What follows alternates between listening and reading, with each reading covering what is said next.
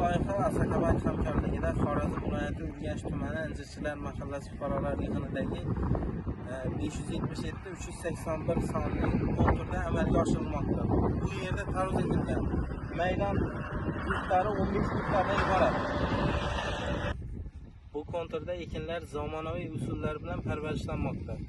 Ekinlar hozirgi kunda unib chiqish jarayonida. Ekinlarni yetishtirish jarayoni 86 kun davom etadi.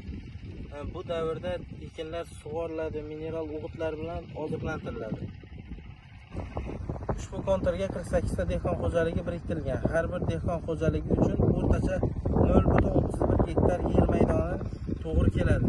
Loyiha samarali amalga oshishi uchun lider tadbirkor Zarifboy chorva fermer xo'jaligi ishlab chiqarish kooperativi biriktirilgan.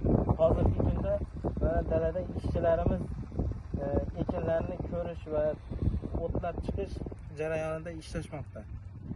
Ushbu loyiha bo'yicha 1 gektardan 35 tonna, jami 525 tonna hosil olish rejalashtirilgan. Kelajakda ekin maydonlarini kengaytirish va shu orqali dehqon xo'jaligi yillarining daromadlarini oshirish niyatidamiz.